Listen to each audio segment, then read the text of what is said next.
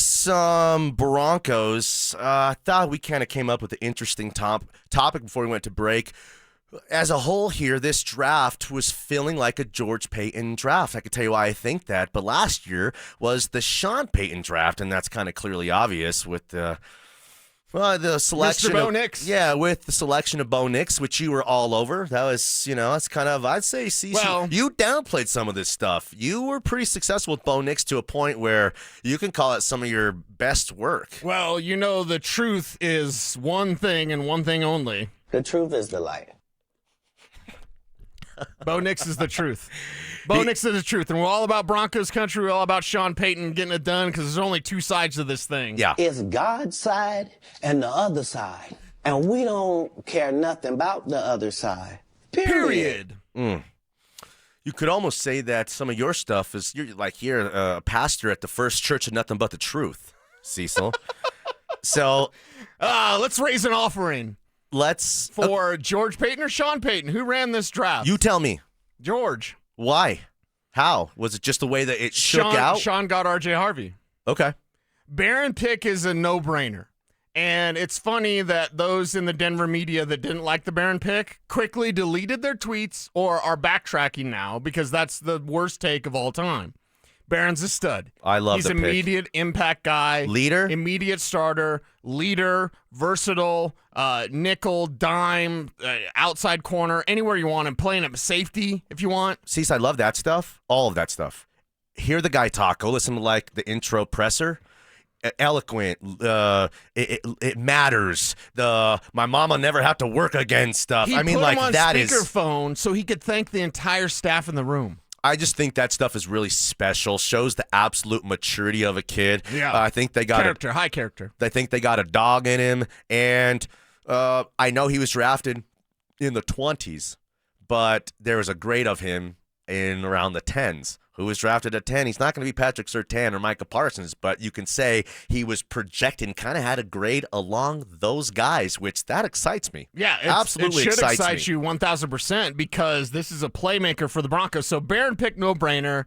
R.J. Harvey was Sean's boo, and even Pat Bryant having some shades of Michael Thomas. But you saw George move back.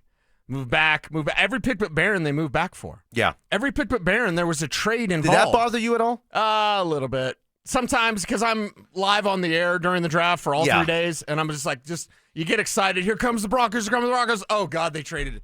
Make the pick. Yeah. Make the pick. And with Harvey, especially with Jacksonville was going to pounce on R.J. Harvey. The Broncos are lucky they didn't do that.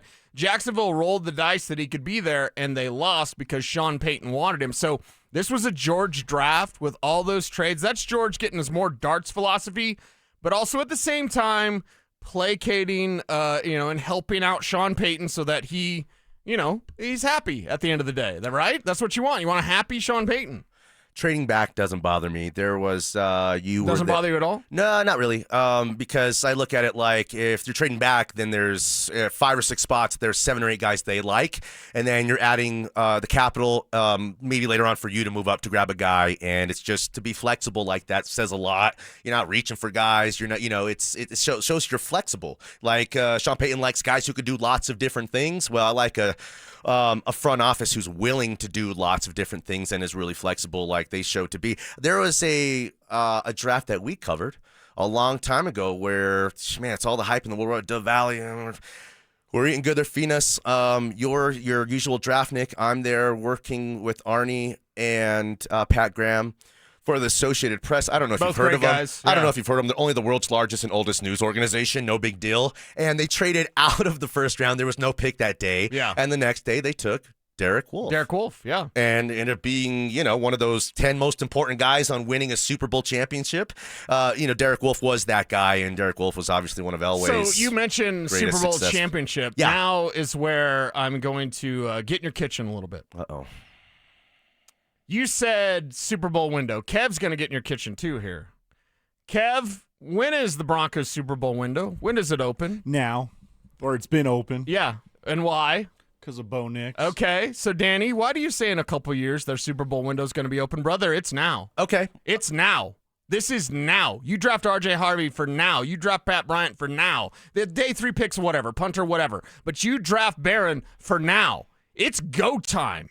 And Chargers do what Chargers. Hey, apologies to Marion Hampton, right? You're on a team that chokes. The Chiefs, they did some things. Brashard Smith in the 7th could be real dangerous, okay? But the Chiefs, that you're catching them. You could win the AFC West this year. And if they win the AFC West, are they a Super Bowl contender? Yes. If they go to the playoffs, are they a Super Bowl contender? No. So you go to the playoffs means you can't win the Super Bowl? Yes. We talked about hockey earlier. Hey, the 8 seed can win it all. So you're saying a wild card team can't win the Super Bowl?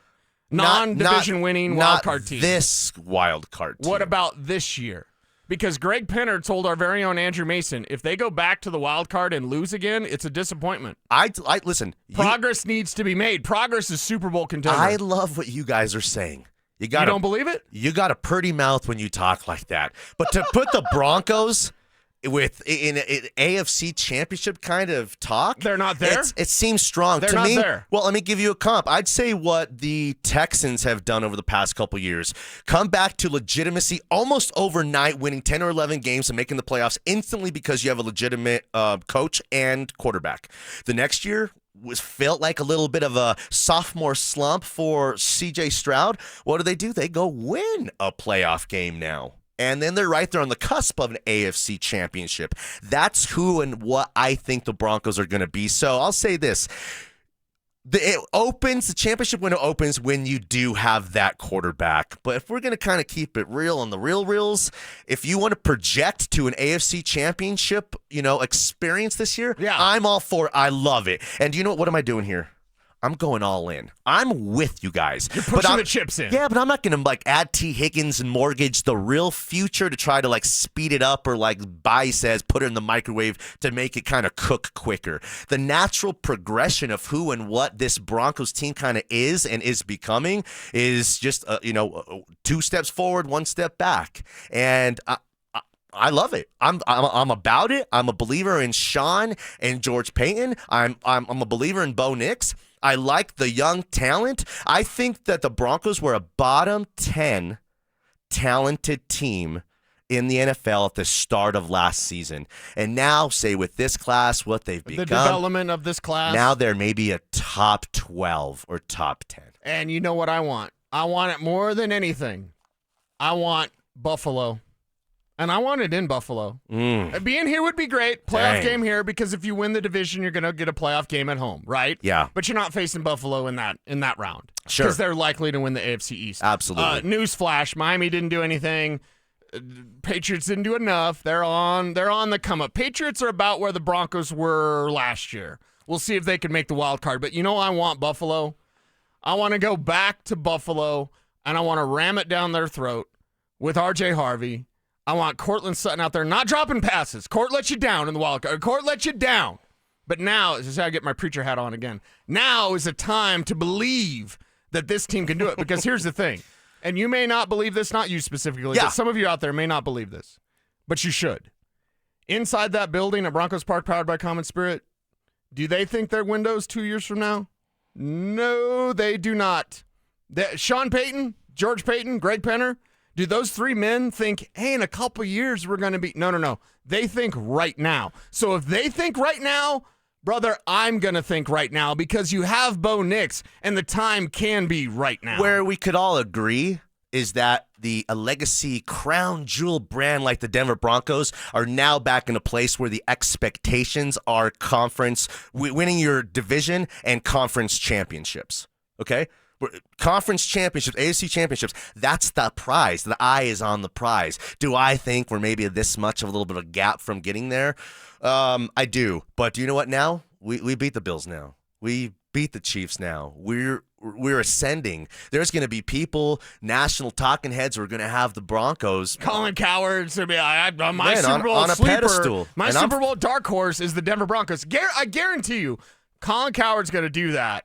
And that's going to be a segment someday, like in August, right? I think the sleeper team for the Super Bowl this year is the Broncos. They're going to become everybody's sexy underdog sleeper team. Yeah. Now it's time to pay it off. Well, we'll pay some more football stuff off that's happening around the NFL